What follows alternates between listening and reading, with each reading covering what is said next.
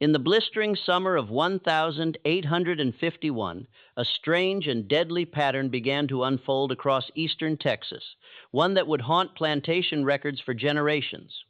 Within just 18 months, 7 slave owners across 3 counties from Harrison to Cherokee were dead. Each had purchased the same man. Each died within weeks of that purchase. And every death was logged in county ledgers with the same chilling phrase, sudden failure of constitution. What those records concealed wasn't just a series of unexplained deaths. It was a truth so disturbing that it stayed locked in courthouse basements long after the buildings themselves had fallen to ruin. The man at the center of it all never used a blade, never mixed poison, never left a mark anyone could trace, yet one by one, his owners perished as if the very act of claiming him carried a curse. He became the one thing the plantation system could never control, a slave who could not be owned. Before we continue with the story of Samuel Kincaid, the only enslaved man known to pass through 7 plantations and leave 7 widows behind, I want you to do one thing for me. Hit that subscribe button right now, because this channel dives into the forgotten corners of American history, the parts your textbooks were too afraid to print.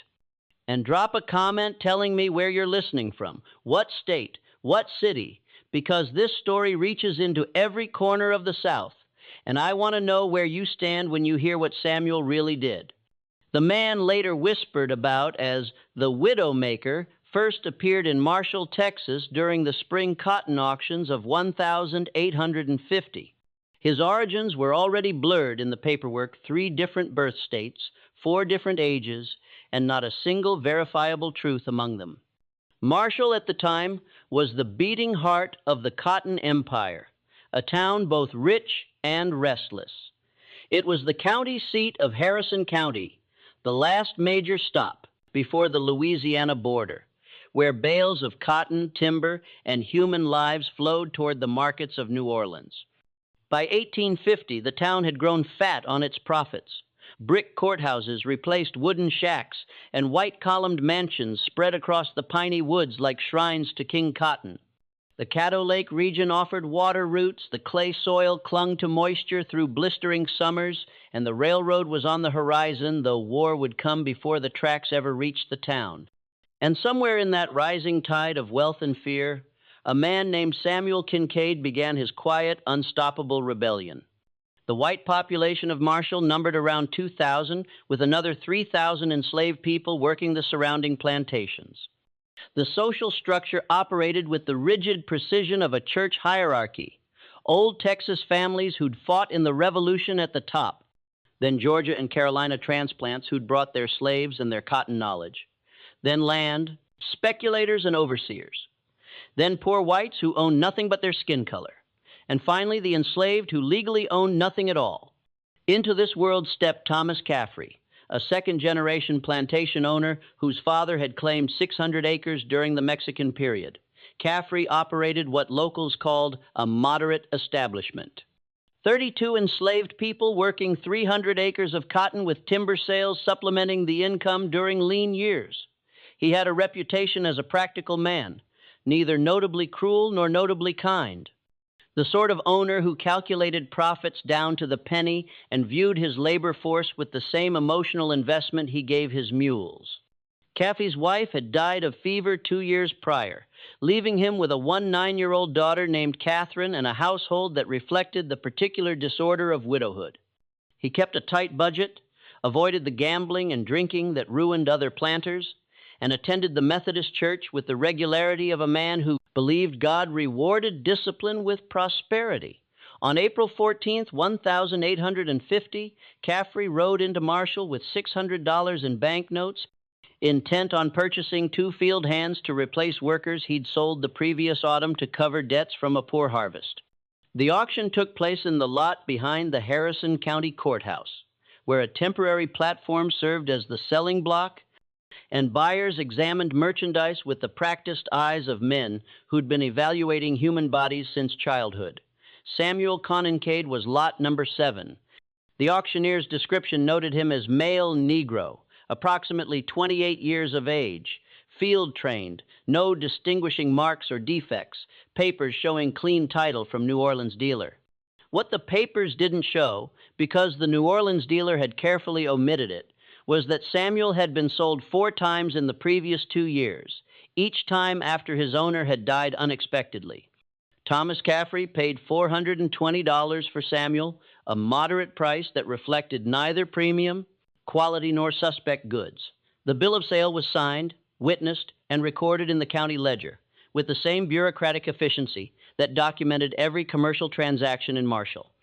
Samuel walked off the platform and followed his new owner to a wagon already loaded with supplies, showing neither resistance nor visible emotion. The ride to the Caffrey plantation took 3 hours, following roads that turned from packed dirt to rooted trail as they moved deeper into the piney woods. Caffrey spoke little, offering only basic information about work expectations and the layout of the quarters. Samuel responded when addressed, using the verbal patterns expected of him, keeping his eyes appropriately lowered. What Thomas Caffrey didn't notice, what perhaps no white man could notice because the social order required them not to see it, was the way Samuel studied everything: the distance between the main house and the quarters, the location of the overseer's cabin, the rhythm of the plantation's daily routine, the relationships between the other enslaved people, the places where authority was enforced, and the places where it merely assumed compliance.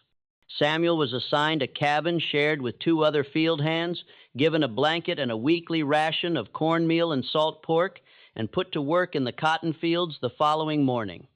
His behavior over the next 6 weeks gave no one cause for concern. He worked steadily without being exceptional, spoke rarely, caused no disturbances. The overseer, a man named Wallace Puit, who'd worked for the Caffrey since before Thomas inherited the land, marked him down in his records as satisfactory but not notable. The other enslaved people, however, noticed something the white men missed. Samuel asked questions, not the dangerous questions that challenged authority, but the careful questions that mapped relationships and routines. He learned who was favored, who was punished, who had tried to run, who had been broken by the prey system. He learned that Caffrey suffered from headaches that left him bedridden for days, that he took lardum for the pain, that his daughter mixed his medicine and managed much of the household in his invalid hours. He learned that the Caffrey plantation operated on credit extended by Marshall merchants, that the previous year's harvest had barely covered debts, that Thomas Caffrey was a man walking a financial tightrope who couldn't afford another bad season. On the night of June 2nd, 1850, Thomas Caffrey retired to his bedroom, complaining of one of his recurring headaches. His daughter, Catherine, brought him his usual dose of laudanum, dissolved in water, as she'd done hundreds of times before. He drank it, dismissed her, and settled into his bed to wait for the medicine to take effect. By morning, Thomas Caffrey was dead. The discovery came at first light when Catherine knocked on her father's door to bring him breakfast and received no answer. The door was unlocked. It was always unlocked because who needed to lock doors in their own house, protected by their own property? She found him in his bed, lying on his back with his eyes half open, his body already cooling in the morning air that carried the scent of pine resin through open windows. Catherine's scream brought the house servants running, and within minutes, Wallace Puit was dispatching a rider to Marshall to fetch Dr. Ambrose Whitfield, the only trained physician within 20 meters. The doctor arrived 3 hours later, riding hard enough to lather his horse, and conducted an examination that would be recorded in his personal journal with unusual detail. Patient discovered in state of rigor mortis approximately 6 to 8 hours post-mortem. Whitfield wrote, "No evidence of violence to the body, no unusual discoloration of the skin, no odor suggesting poisoning by common substances, pupils fixed and dilated. Expression suggests neither pain nor fear, but rather the peaceful aspect of one who died in sleep upon questioning the daughter, learned that deceased had consumed his usual evening dose of laudanum for chronic head pain. Empty medicine glass found on bedside table unwashed. Cause of death appears to be sudden failure of heart or respiration. Possibly triggered by apoplexy or some sudden internal rupture given patient's history of chronic head pain, suspect underlying condition finally proved fatal. It was a perfectly reasonable conclusion for 1,850 medicine which understood little about sudden cardiac events and even less about the subtle ways a human body could be induced to stop functioning. Dr. Whitfield signed a death certificate listing natural causes failure of constitution and departed with his $5 fee, leaving behind a plantation in sudden chaos. The funeral took place 3 days later at the Methodist Church with Thomas Caffrey buried in the churchyard alongside his wife. Catherine, now orphaned and technically in control of the plantation, but practically helpless under the legal restrictions placed on unmarried women, found herself dependent on her father's executive, a martial attorney named Benjamin Hargrove, who handled the Caffrey family's legal affairs for 2 decades. The plantation itself entered the peculiar limbo that followed any sudden death in the slave-holding class. Work continued because it had to continue. Cotton doesn't care about funerals, but the authority structure had decapitated itself. Wallace Putt maintained day-to-day operations, but he lacked the authority to make financial decisions or purchase supplies.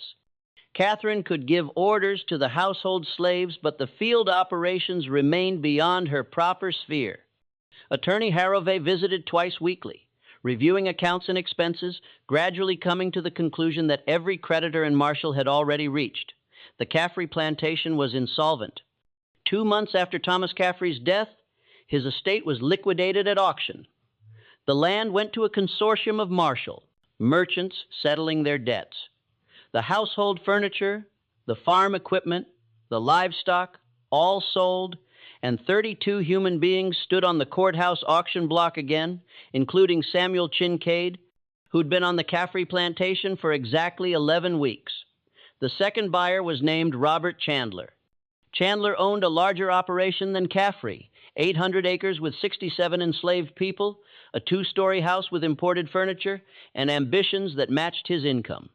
He'd come to Texas from Alabama in 1847, bringing his slaves and his agricultural knowledge, and he'd prospered enough to start giving his opinions weight in county politics.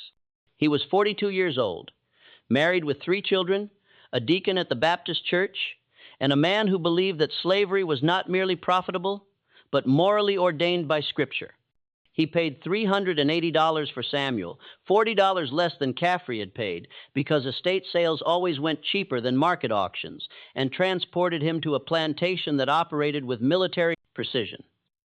Chandler ran what he called a rational system with detailed record-keeping, scheduled punishments for infractions, and a belief that enslaved people would be productive if managed with consistent discipline.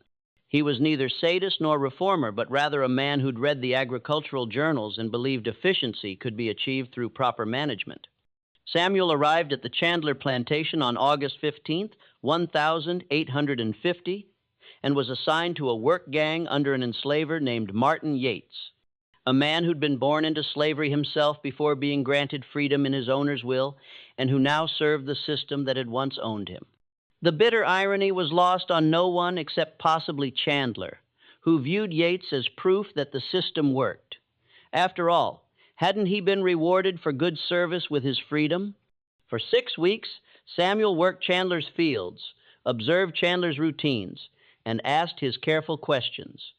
He learned that Chandler suffered from recurrent digestive complaints that he treated with calam, mercury chloride, purchased from the same doctor who'd examined Thomas Caffrey's body. He learned that Chandler kept detailed ledgers of every expense and every income. Ledgers that showed the plantation was profitable but leveraged with substantial debts to New Orleans cotton factors. He learned that Chandler had a habit of personally inspecting the quarters every Sunday after church, checking for contraband, stolen goods, or any evidence of resistance to his authority. On the evening of September 28th, 1850, Robert Chandler complained of stomach pains after dinner. His wife brought him a dose of his usual calomel medicine, prepared exactly as she'd prepared it dozens of times before. He took it, retired to his study to review his plantation ledgers, and was found 4 hours later slumped over his desk, his skin showing the gray pallor that his wife would describe as looking like he'd been drained of blood.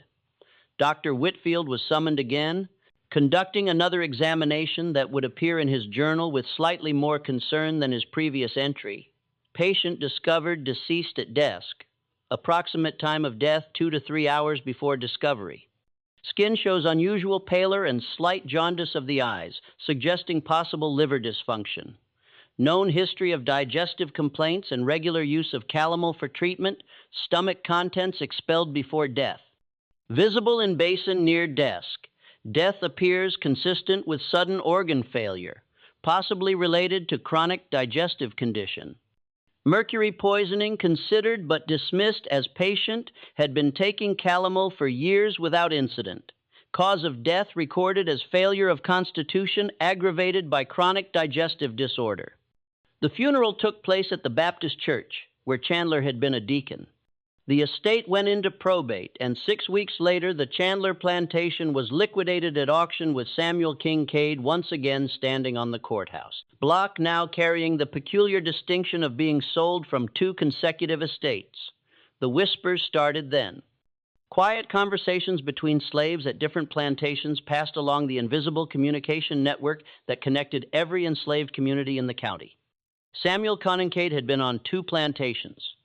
Both owners had died of natural causes within weeks of his arrival. It might mean nothing. It probably meant nothing, but people were starting to notice. The third buyer was named Daniel Hartford, and with his purchase, the pattern became undeniable. Daniel Hartford operated differently than his predecessors. A North Carolina transplant who'd arrived in Texas during the Republic period. Hartford ran what he called a Christian plantation, which meant he held prayer services for his slaves every Sunday, forbade work on the Sabbath, and believed that slavery was a sacred trust that carried obligations of care. He didn't beat his slaves, he had his overseer do it, because discipline was necessary, but shouldn't be administered in anger. He didn't separate families unless economic necessity required it. He provided adequate food and clothing, by which he meant the bare minimum to maintain working efficiency. Hartford's piety didn't extend to his business practices. He owned 93 human beings across 1,000 acres, operated a cotton gin that processed crops for smaller plantations, and extended credit to neighboring farmers at interest rates that would make a Montgomery Street banker proud. He attended church 3 times weekly, quoted scripture in casual conversation, and genuinely believed he was one of God's elect, destined for salvation while performing his earthly duty of managing the inferior races. When Hartford purchased Samuel Kincaid for $350 on November 12th, 1850, he'd heard the rumors. 2 previous owners, both dead, but Hartford believed in providence, not superstition. If God had chosen to call those men home, who was he to? Question divine will? Besides, the price was good. The slave appeared healthy and capable, and Hartford had never been a man to let gossip influence sound business decisions. Samuel arrived at the Hartford plantation and was assigned to the cotton gin operation, work that required more skill than field labor and brought him into closer proximity to the plantation's commercial operations. He worked alongside 15 other enslaved people who operated the machinery, processed the raw cotton, and loaded bales for transport to the Marshall Shipping Depot. Hartford himself spent 3 days each week at the gin supervising operations and meeting with the small farmers who brought their crops for processing. He was a visible presence, a man who believed that personal oversight prevented theft and inefficiency. He also believed in setting an example of proper Christian behavior, which meant he didn't drink, didn't gamble, didn't consort with women other than his wife, and maintained what he considered a clean household. What Hartford didn't know, what his piety prevented him from seeing, was that his clean household depended entirely on the enslaved woman who prepared his meals. Her name was Rachel, and she'd worked in the Hartford kitchen for 12 years, ever since being purchased as a teenager from a state sale in Louisiana. She prepared every meal, measured every ingredient, and maintained the food stores with the efficiency of someone who knew that any mistake would bring punishment. Rachel noticed when Samuel started asking questions about the household routines. She noticed when he inquired about Mr. Hartford's habits, his health, his schedule, and she noticed, though she said nothing, when Samuel began volunteering to help in the kitchen garden, learning which herbs were used for cooking and which were kept for medicinal purposes. On January 7th, 1851, Daniel Hartford ate his usual breakfast of eggs, ham, grits, and coffee. He attended to business at his office, reviewing accounts and meeting with a small farmer about a crop loan. He ate his usual lunch of cold meat and bread, and at approximately 3:00 the afternoon, while discussing a cotton shipment with his overseer, he collapsed. The overseer's description given later to Dr. Whitfield noted that Hartford had seemed fine one moment and then suddenly couldn't catch his breath. His face turned red, then purple. He clutched at his chest, gasped something that might have been a prayer, and fell to the ground. By the time they carried him to the house and summoned the doctor, Daniel Hartford was dead, his face still showing the purple discoloration that suggested he'd suffocated while his heart continued beating. Dr. Whitfield's journal entry for that day shows the first real concern. Third patient in 8 months, all plantation owners, all sudden deaths with no clear cause. Hartford showed signs of acute respiratory failure, possibly cardiac in origin. But the sudden onset and rapid progression suggests something more than natural disease. Patient had no history of heart trouble, no recent illness, no explanation for sudden collapse. Examined food stores and found nothing suspicious. Questioned kitchen staff and received no useful information. Cannot shake feeling that something is wrong here but cannot identify what. Cause of death recorded as failure of constitution, sudden origin.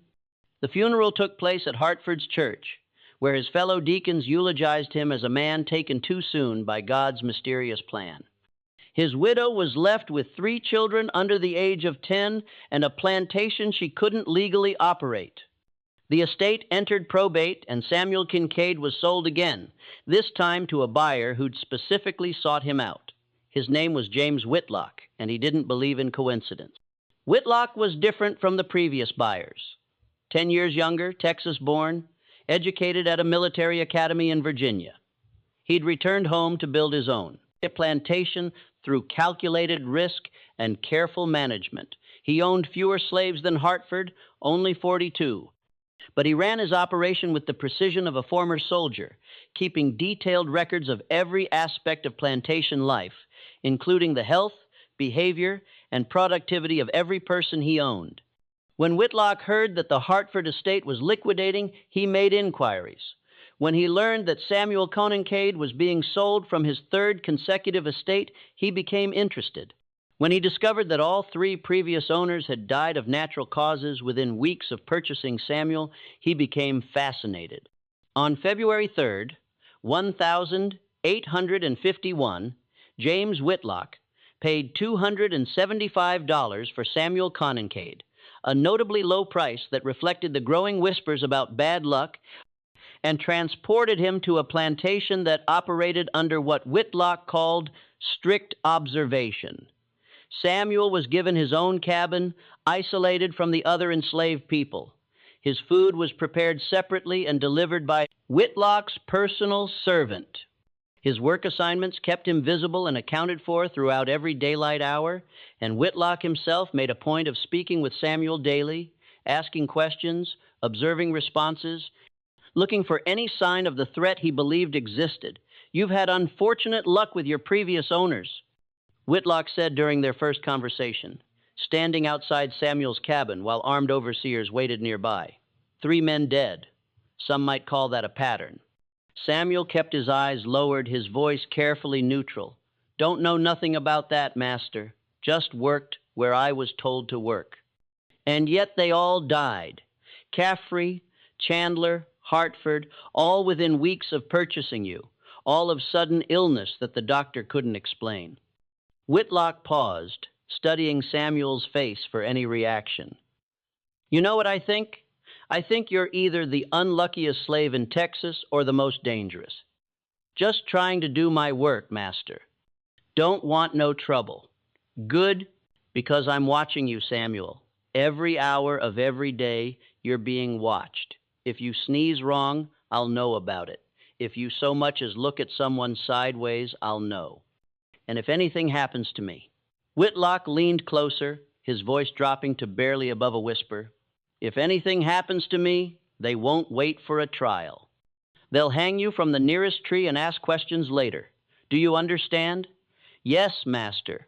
Whitlock straightened, satisfied that he'd made his point. He'd put the slave on notice, established his authority, and created a surveillance system that would catch any suspicious behavior. It was a rational approach to an irrational problem. The sort of military thinking that had served him well at the academy. It didn't save his life. For 11 weeks, Samuel worked under constant observation. He performed his assigned tasks: carpentry work on a new barn, repairs to the slave quarters, general maintenance around the plantation. He ate food prepared separately from the general kitchen. He slept alone in his cabin with an overseer posted outside. He gave Whitlock no reason for complaint and no evidence of wrongdoing. But Whitlock himself began to change. The stress of constant vigilance wore at him. He slept poorly, started at unexpected sounds, found himself checking and rechecking his food before eating. His wife noticed that he'd grown paranoid, jumping at shadows, making wild accusations against servants who'd worked faithfully for years. His overseer noted in his daily reports that Whitlock seemed nervous and agitated, not himself, like a man expecting attack at any moment. On April 19th, 1851, James Whitlock dismissed his food taster, a young enslaved boy he'd recruited for that specific purpose. After deciding that the constant surveillance was making him look foolish, he ate dinner with his wife and children, retired to his study to review accounts, and spent 2 hours working on his detailed plantation records. At approximately 10 that evening, Whitlock's wife heard a crash from the study. She found her husband on the floor convulsing, his eyes rolled back in his head, foam at his mouth. He died before she could summon help, his body still twitching with what the doctor would later describe as symptoms consistent with epileptic seizure or possible poisoning. Though patient had no history of seizures and no evidence of poison could be identified. Dr. Whitfield's journal entry that night marks a turning point. 4th death in less than 1 year, all connected to the same enslaved man. This cannot be coincidence. This cannot be natural disease. Something is happening here that I cannot explain through medicine. Have examined the body, found no evidence of poison or violence, have questioned all household staff, discovered nothing suspicious. And yet the patient is dead, and Samuel Kincaid remains alive and apparently healthy.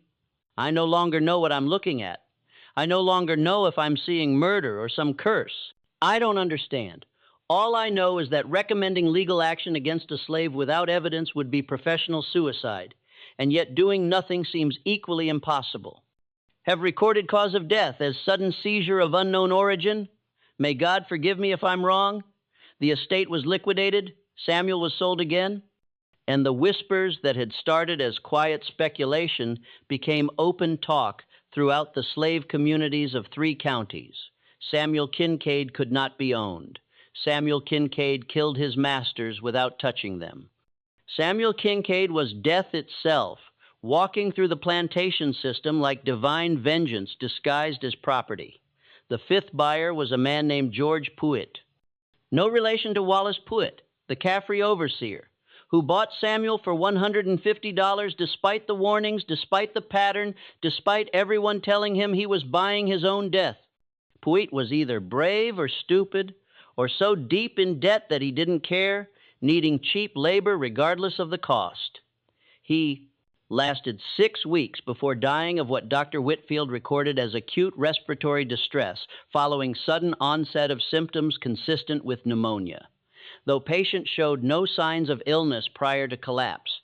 The 6th buyer, Nathan Cross, paid $90 for Samuel and died 3 weeks later from what the doctor called paralysis of unknown origin, beginning in extremities and progressing to vital organs with unusual rapidity. And the 7th buyer, William Stokes, the last man who would ever purchase Samuel Kincaid, paid $65 for a slave that everyone in the county knew carried death with him. Just when we thought we'd seen it all, the horror in eastern Texas intensifies. If this story is giving you chills, share this video with a friend who loves dark mysteries. Hit that like button to support our content, and don't forget to subscribe to never miss stories like this. Let's discover together what happens next. Because William Stokes would do something none of the previous owners had managed. He would live long enough to ask Samuel Consincade directly how he'd done it. William Stokes was dying anyway. At 58 years old, the former Georgia planter had come to Texas in 1849 with his wife, 3 adult children, and 17 enslaved people, hoping to rebuild a fortune lost to bad cotton prices and worse investments.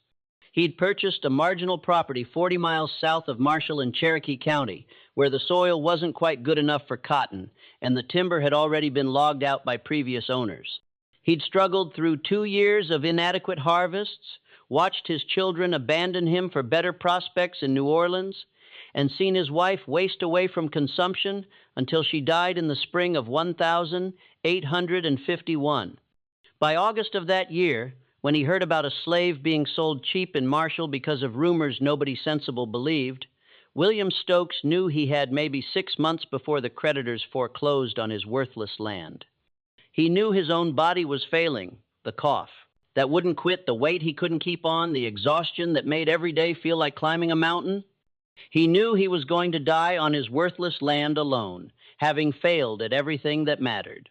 So when the auctioneer in Marshall offered him a healthy field hand for $65, less than a quarter the normal price, William Stokes bought Samuel Consincade, took him back to Cherokee County, and did something none of the previous owners had considered. He asked questions, not the threatening questions Whitlock had asked, not the suspicious interrogations that assumed guilt. Instead, on their 3rd evening together, sitting on the porch of a house that was falling apart around them, Stokes offered Samuel a cup of coffee. Real coffee, not the Corey substitute most slaves received, and spoke to him like a human being. "You've killed 6 men," Stokes said, his voice matter of fact, carrying no anger or accusation. "I know it. You know it. Every slave in 3 counties knows it. What I can't figure out is how." Samuel sat silent, the coffee cup in his hands, calculating whether this was another trap. "I'm dying anyway," Stokes continued, staring out at fields gone to weed. "Got maybe 6 months before the consumption takes me or the bank does. So I'm not afraid of you. I'm curious." He turned to look at Samuel directly. "How did you do it?" The silence stretched between them, filled with the sounds of cicadas and the distant howl of a dog. Then Samuel spoke, his voice shedding the dialect he'd carefully maintained for 18 months. "You really want to know? I really do. And if I tell you, you'll have me hanged." Stokes laughed, a wet sound that turned into a coughing fit. When he recovered, he shook his head. "Boy, I'll be dead before any trial could happen. And even if I wasn't, who's going to believe a dying man's confession? They'd say the consumption had rotted my brain." He took a sip of his coffee. "So tell me, how does a slave kill 6 owners without anyone catching him?" Samuel studied the old man's face, looking for the trap, the trick, the betrayal that his entire life had taught him to expect. He found only exhaustion and genuine curiosity from a man who had nothing left to lose. "You don't poison them," Samuel said quietly. "That's what everyone thinks. But poison leaves traces. Doctor examines the body, finds evidence, you hang. You don't hurt them physically because that leaves marks. You don't steal because they check your cabin. You don't run because that admits guilt." He paused, choosing his words carefully. "What you do is make them afraid." "Afraid of what?" "Of you, of death, of the thing they think you might do." Samuel's voice carried a tone that hadn't been there before, something cold and analytical. "Thomas Caffrey had headaches. Everyone knew it. Took Lordenham every night. Same dose, same time. I didn't touch his medicine. I just asked questions, careful questions about his headaches, about his symptoms, about how bad they'd gotten. Asked the house servants, asked the other field hands. Made sure those questions would get back to him, like I was studying him, learning about his weakness, and and he started thinking about dying. Started worrying that the next headache might be the one that killed him. Started examining every symptom, every pain, wondering if this was the beginning of the end. Samuel's eyes stayed fixed on something in the distance. He took his usual laudanum that night, but he also took extra because he was scared. Because the headache was worse than usual, because fear makes pain worse. Took enough to stop his heart in his sleep. Stokes absorbed this, his expression unreadable. You killed him with his own fear. I made him aware of what was already killing him. The laudanum addiction. The headaches that got worse every month. The dose he kept increasing because the pain kept growing. He would have died anyway, maybe in a year, maybe 2. I just made him die sooner on my schedule. Chandler, same principle, different method. He took calomel for his stomach, mercury medicine that was slowly poisoning him. Anyway, everyone takes it. Nobody thinks about what it does over time. I just made him aware of his symptoms, made him think about organ failure, made him scared enough to take extra doses when the pain got worse. Samuel's voice remained flat, clinical. Fear causes stress. Stress causes stomach problems. Stomach problems make you take more medicine. Medicine kills you. I just started the wheel spinning. Hartford. Hartford was harder. He didn't have an obvious weakness, didn't take medicine regularly, but he was pious, believed in God's judgment, believed in sin and punishment. So I let him see things that made him question his own righteousness, small things, a conversation he overheard about slaves discussing Judgment Day, a Bible verse left open in his office to passages about false prophets, questions asked about whether slavery was truly Christian, asked where he'd hear them, but never directly to him. Samuel paused, made him doubt himself, made him question his salvation, made him start seeing signs of God's displeasure everywhere. The stress triggered his heart, not poison, not violence, just fear eating him alive from inside. Stokes sat quietly processing what he was hearing. The others, Whitlock was easy. He was already paranoid. Just had to feed that paranoia, make him see threats everywhere, keep him in a constant state of alert until his body broke down from the stress.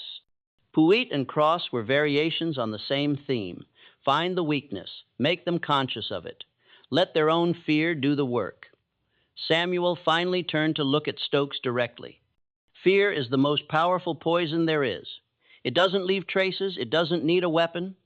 It just needs someone who's already sick, already dying, already carrying the thing that will kill them. All you have to do is make them see it. The silence that followed was broken only by Stokes's ragged breathing. Finally, the old man nodded slowly. You're not a murderer, he said. You're something worse. You're a mirror. You show men what's already killing them and let them finish the job themselves. I'm a slave who refuses to be owned, Samuel replied. That's all I've ever been. And now you're here on my worthless land, waiting for me to die of consumption so you can be sold again. Stokes laughed again. That wet, terrible sound. Except I'm not going to die that way. Samuel's expression didn't change, but something shifted in the air between them. I'm going to free you, Stokes said. Tomorrow I'm going to take you to Jefferson, get the papers drawn up, manumit you legally, let you walk out of here a free man before I die and my creditors seize every asset I own. He stood up, joints cracking, supporting himself on the porch railing. You want to know why? Because what you did, it's the most brilliant revenge I've ever heard. You turned the system against itself, used their own weapons, their own medicine, their own fears, and you made them kill themselves while looking guilty of nothing. They'll never let me stay free, Samuel said. Free black man in Texas with no papers proving how he got that way. They'll sell me back into slavery within a month. Then you go north, get to Mexico, get to a free state, get somewhere they can't touch you. Stokes turned to go inside, then paused. You know what the real horror is? It's not that you killed 6 men. It's that you proved slavery can't work, can't really own a man who's smarter than you, can't really control someone who understands your weakness better than you do. You're proof that the whole system is built on sand. He went inside, leaving Samuel on the porch with his coffee, and went to bed for the last time. William Stokes died 3 days later before he could make the trip to Jefferson to file manumission papers. He died of consumption exactly as expected, his body finally giving up after months of deterioration. His death was not mysterious, not suspicious, not anything but the natural progression of a disease that had been killing him since before he'd ever heard of Samuel Conancade.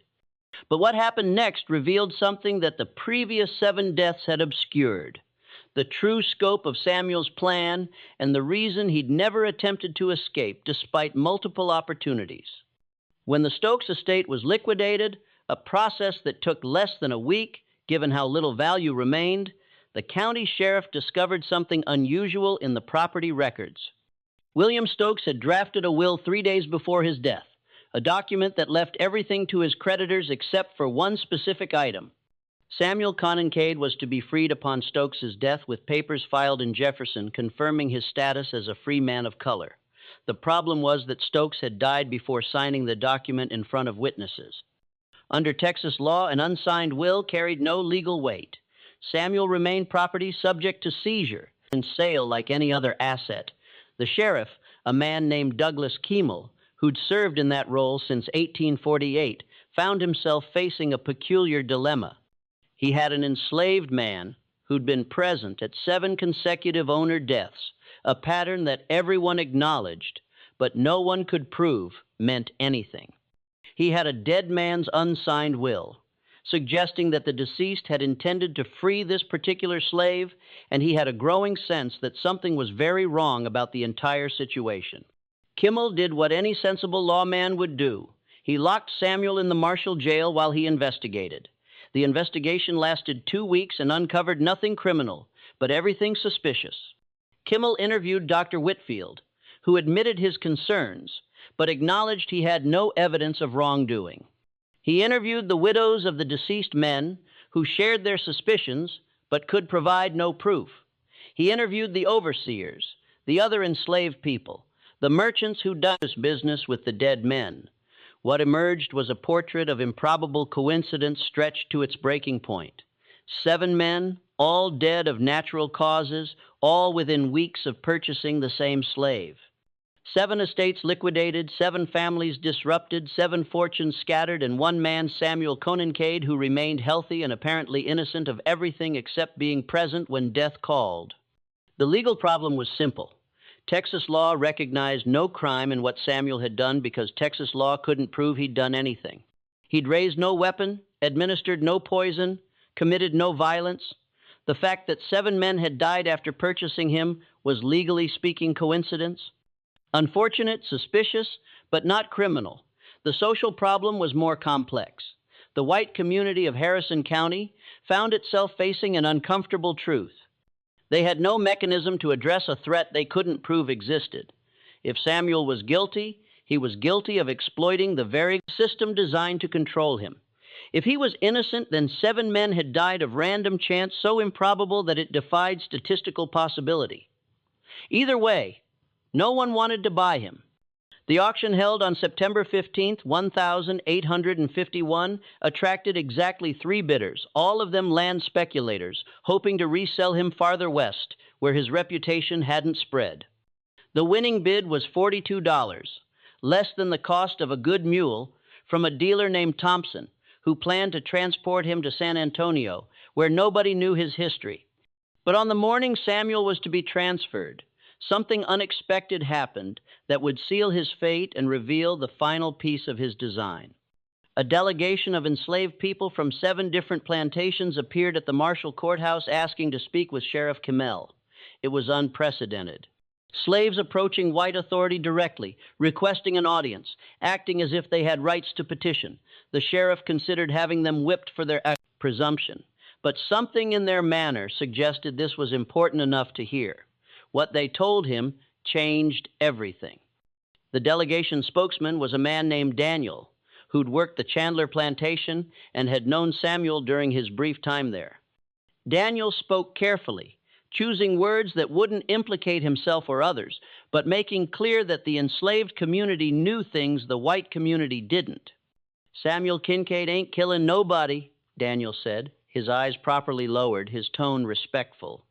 He ain't poisoning, he ain't hurting, he ain't doing nothing you could hang him for, but he's teaching. Teaching what? Kimmel asked. Teaching us how they dying anyway? Teaching us how to see what's already there, what's already killing them, the medicine they take, the food they eat, the stress they carry. Teaching us how to notice, how to ask questions, how to make them see what they already dying from.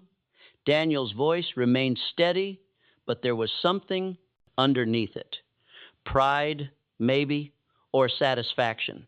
He ain't creating nothing new. He's just showing us what's always been there. Kimball absorbed this, understanding the implications. He's training other slaves to do what he does. He's teaching us to survive by knowing our owners better than they know themselves. Teaching us to see their weaknesses, understand their fears, recognize what's killing them before they do. Daniel met the sheriff's eyes briefly before lowering his gaze again. We ain't criminals, Sheriff. We just paying attention to the men who own us. Ain't nothing illegal about that. The sheriff sat silent, realizing that the threat wasn't Samuel Conincade individually. It was what he represented and what he was spreading. The knowledge that enslaved people could study their owners, understand their vulnerabilities, and use that knowledge to survive longer than any individual owner lived. It wasn't murder. It was evolution within bondage. Kimmel made his decision that afternoon. He declared Samuel Conincade to be a threat to public order, based not on criminal evidence, but on the potential for slave rebellion through what he termed psychological manipulation. He ordered Samuel held in jail indefinitely without trial under authority granted to sheriffs for maintaining public safety.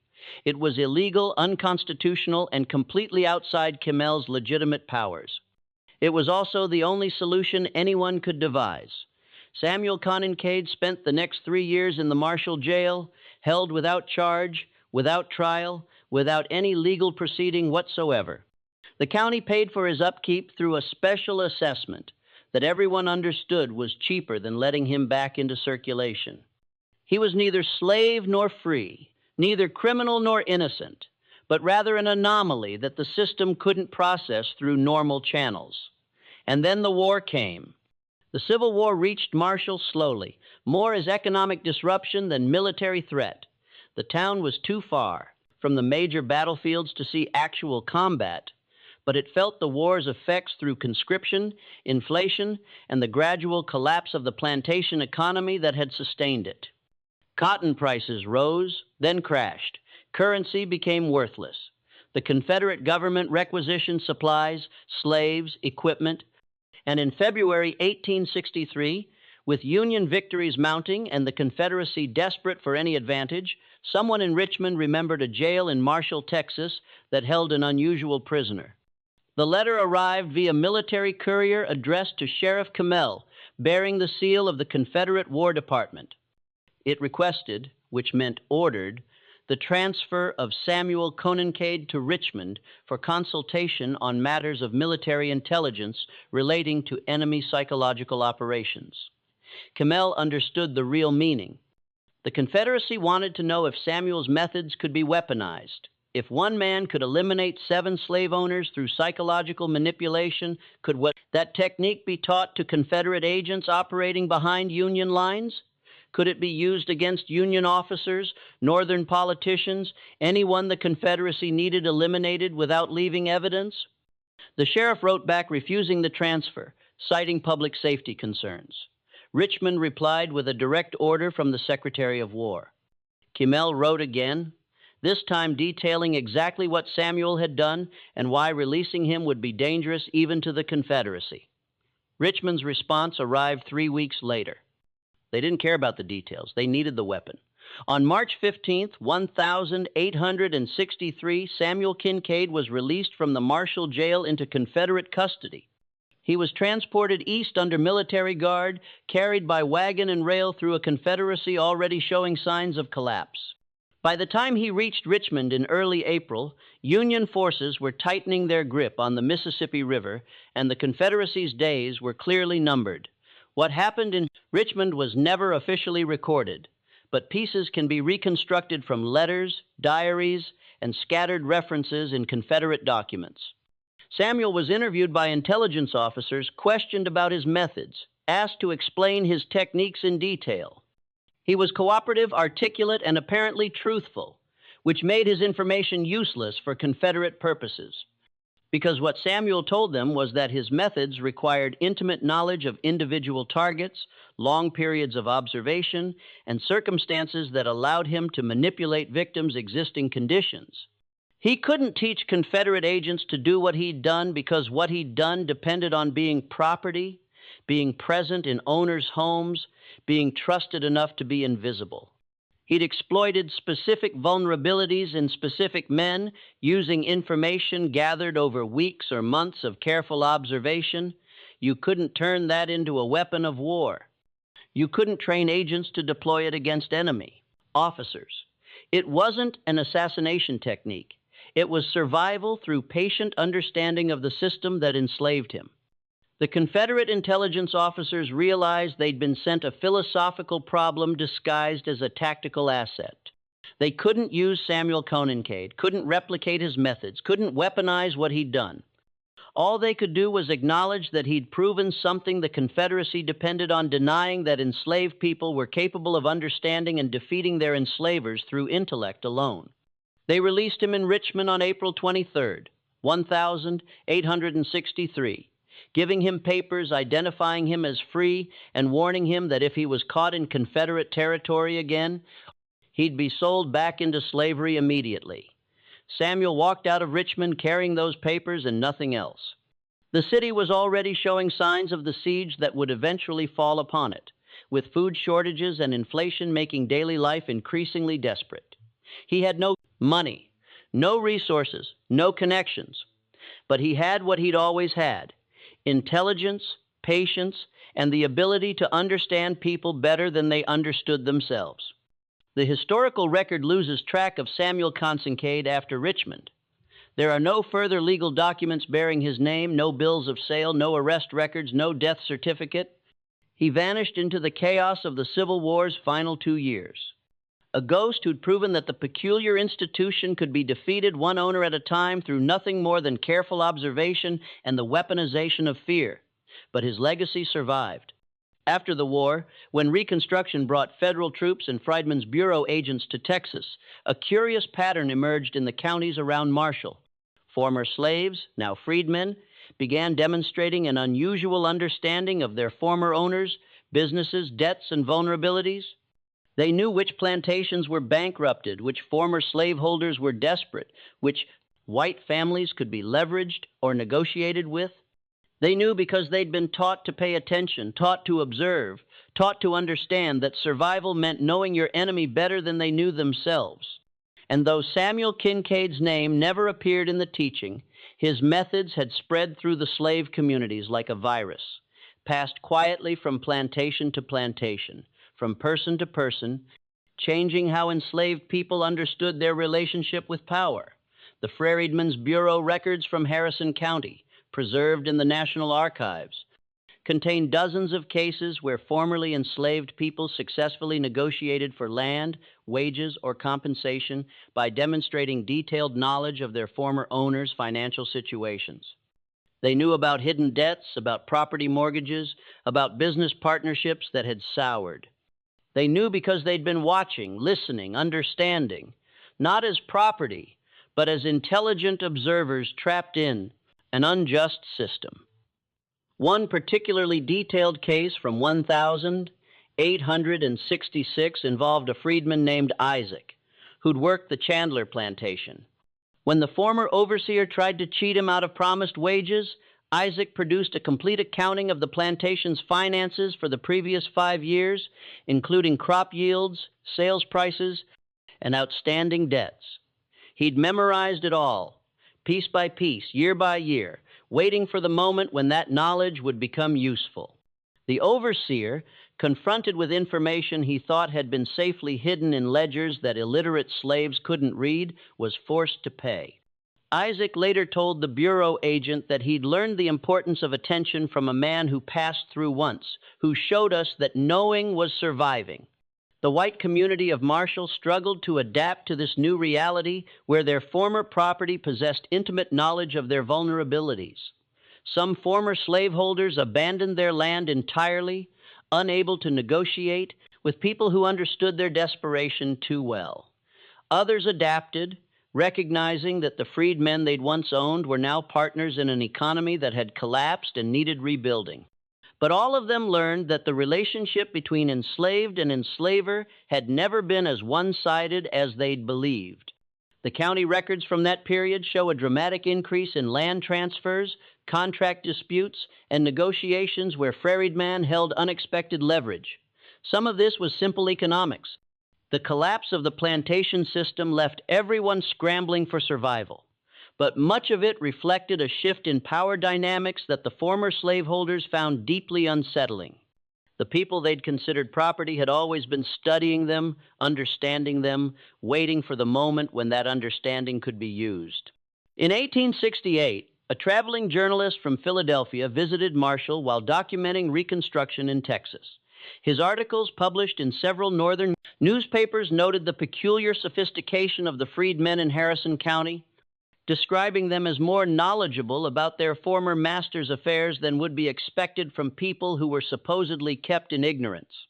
He interviewed several freedmen who spoke carefully about the importance of observation, about learning to read people instead of books, about survival through understanding. None mentioned Samuel Kincaid by name, but the journalist noted that several referred to a teacher who came through during the war years who showed them that seeing was as powerful as reading. The journalist also interviewed former slaveholders recording their complaints about uppity freedmen who knew too much about private business affairs. One former plantation owner who refused to be named told the journalist that we thought we controlled everything because we controlled their bodies. But we never realized they were controlling information we didn't even know they could access. They knew our debts, our fears, our weaknesses. They were always watching, always learning, and we were too blind to see it. Dr. Ambrose Whitfield lived until 1874, dying of natural causes at age 67. His journal discovered after his death contained a final entry dated September 1851 that read, "I have concluded that what happened with Samuel Kincaid was not murder in any legal sense, but rather something more disturbing, a demonstration that the enslaved understand their enslavers better than we understand ourselves. This knowledge cannot be unlearned. This understanding cannot be erased. And I fear that future generations will discover what it means when the observed become more knowledgeable than the observers." But Whitfield also wrote something else in those final pages, a passage that suggests he'd come to understand the full scope of what Samuel had accomplished. The true horror of the Kincaid case was never about the death of 7 men. It was about the awakening of consciousness among people we'd convinced ourselves lacked the capacity for such sophistication. Every slave who learned to watch, to listen, to understand their owner's vulnerabilities, they all became potential threats to a system that depended entirely on assumed superiority. Samuel K. didn't just kill his owners. He killed the illusion that slavery was sustainable in the presence of intelligent resistance, and that knowledge once spread can never be contained again. The 7 widows, those who survived the war and Reconstruction, lived to see slavery ended and their fortunes scattered. Some remarried, some moved away, some lived out their lives in reduced circumstances. None ever publicly acknowledged that their husbands might have been eliminated rather than simply unlucky. To do so would be to admit that the system they'd depended on was vulnerable in ways they'd never imagined. Catherine Caffrey, Thomas Caffrey's daughter, married a Union officer during Reconstruction and moved to Ohio, where she lived until 1889. In a letter to her cousin written in 1873, discovered in a family archive in Cincinnati, she wrote, "I sometimes think about the slave father purchased that spring, the one who was there when father died. I've read enough now, learned enough about medicine and psychology to understand what might have happened. Father's laudanum addiction was killing him slowly. Perhaps that man simply made him aware of it. Perhaps he did nothing at all except exist as a reminder of mortality. I'll never know. But I think about it often about how we convinced ourselves we were superior while being so terribly vulnerably human. Sheriff Douglas Kimmel served until 1867, when he was removed from office during Reconstruction.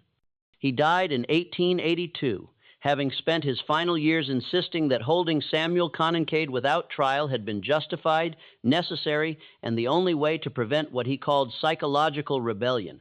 History has not been kind to his reasoning, but in his private papers donated to the Harrison County Historical Society in 1923 by his grandson, there's a letter written in 1870 that reveals his deeper understanding of what he'd witnessed. I held that man in jail for 3 years without charge because I couldn't prove he'd committed a crime. But I knew he'd destroyed the fundamental assumption our society rested upon, that we were smarter, more capable, more deserving of power than the people we enslaved. He proved that wrong simply by existing and surviving, and the knowledge of his survival, the story of what he'd done, spread like wildfire through every slave quarter in the county. I couldn't stop that. No one could. The moment word got out that a slave had beaten the system 7 times, the system itself became vulnerable. The courthouse in Marshall still stands, renovated and repurposed. The auction block long since removed. The surviving ledgers that document Samuel Kincaid's sales still exist, brittle pages that tell a story no monument ever will. They show the steady decline in his price, the growing desperation of the men who bought him despite the rumors that followed. Each transaction is more than ink on paper. It's evidence of a system built on arrogance, one that believed human beings could be property, that intellect could be owned, that obedience was natural law. Samuel Kincaid shattered every one of those illusions, not through rebellion, not through bloodshed, but through understanding. He proved that the most dangerous weapon an enslaved person could wield was knowledge. Knowledge of medicine, of the mind, and of the hidden fears that ruled the men who claimed to rule others. Whether Samuel survived the war and vanished into the North, whether he died in the chaos of Richmond's final siege, or whether he lived out his days under a new name somewhere beyond the reach of record books, none of that truly matters. What endures is what he revealed. He showed that slavery contained within itself the seeds of its own destruction, that every act of ownership opened a door for the owned to study, to understand, and to turn that knowledge into quiet power. Fear, Samuel proved, was a poison that needed no vial and left no trace. 7 men bought Samuel Kincaid. 7 men died. Not because he murdered them, but because he made them see what was already killing them and let their own fear finish the work.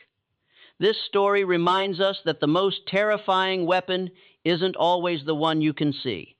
Sometimes it's the understanding carried in silence by those you've underestimated. So what do you think? Was everything truly revealed? Or did Samuel survive the war to pass his knowledge to others during Reconstruction? Leave your thoughts below. And if you want more forgotten stories and historical horrors like this one, subscribe, hit that notification bell, and share this video with someone who loves a mystery that lingers long after it ends. See you in the next story.